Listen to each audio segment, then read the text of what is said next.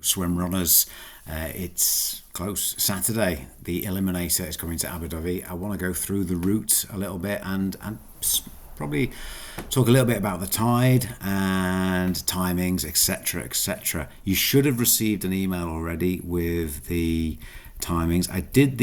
Anyway, I'll come back to that in a minute, but I did the route this morning and pretty much went to plan, but we might start 5 minutes earlier. It might start 11:40, but it's within a 10% window of the published start time, I believe. So anyway, let's look more in depth at the route. As you can see, and you've probably seen this already on the website, a short run, a longer swim, 520 meters. That run is the meat of the running for sure. There's a little bit of a hill. It doesn't go very high, but it does go up and down, and then a short swim and a very short run. Okay, so that's just what does that look like in pictures on the map, I guess. Sometimes easier to imagine it. There we go, bang, bang, bang. There's that short swim. So let's go through it. Starting by just in front of Outward Bound, by the jetty is there. If you've been before, you'll see it anyway. It's quite a big structure, the jetty. You've got the RNLI building, not just around the corner there, and the main kind of wharf area. So it starts with a short run. There's a little bit of a bottleneck there, which we'll talk about on the morning. Round the corner, and then you're in for your first swim down a slipway. And so lap 1, lap 2, lap 3, and lap 4, I would estimate, you'll have tidal assistance on this long swim. Okay, the most tidal assistance will be in lap 1, slightly less in lap 2, slightly less in lap 3, etc. Anyway, stay kind of within 50 meters of the coast on the left. Yeah, so if you look to your left, you'll be within 50 meters of that the whole way.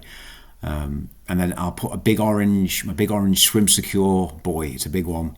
You don't have to go around that buoy. It's a directional buoy. Often in Swimrun we have directional buoys where you go towards a buoy, but you don't have to go around it. You don't have to touch it, etc. Just go towards it. And when you get next to it or close to it, you'll see a slipway and a marshal for the second run. Okay, so up the slipway, and then you run around Penhelig Park, or Penhelig Gardens as most people call it. Just a little run around, beautiful run. That's actually going, yeah, but there'll be an arrow. When I do my recce, sometimes I run that way and sometimes I run that way, but I'll decide which way you're going to go. But you're going to go around the Penhelig Park or Penhelig Gardens, okay, and then come back in front of Trefedian Terrace, which is some big houses on a terrace there, and then across the road there'll be a marshal there, but that's the only, well, there's one of 2 road crossings. Okay, uphill now, past the Penhelig pub. Penhelig pub is here, up some steps and uphill to the top here, and then flat, beautiful views from the top here. Really nice, and then downhill, relatively steep down, some steps, so take your time coming down, zigzags. That's on the Wales Coast Path, and you hit the road and you turn left to get onto the next swim. Yeah, there's a slipway. There'll be arrows and marshals and things, so the first lap is always a recce lap, and once you've done it once, you know it. So you go round Aberdyfi Institute, which you might check out in your free time, and a short swim towards St. Peter's Church, and there'll be a flag there. There's some steps up and away, and a short run back to the start. Okay, yeah, it's saying that's a 2k lap on the GPX. I mean, I did it this morning and it was a 2.2, 2.3 on my watch, which is always overestimates a bit. So it probably is pretty accurate actually, that 2 kilometers. There we go, that's it. Now, the subtleties with the tide. We'll be starting approximately an hour and a half, hour and 40, no more than 2 hours before high tide, but hour and 40-ish before high tide, okay? And at high tide, there's there's no tidal assistance, but that slack water only lasts for like 5 minutes max in this estuary. So what it means is, and we'll go back to the times on the website. Lap one,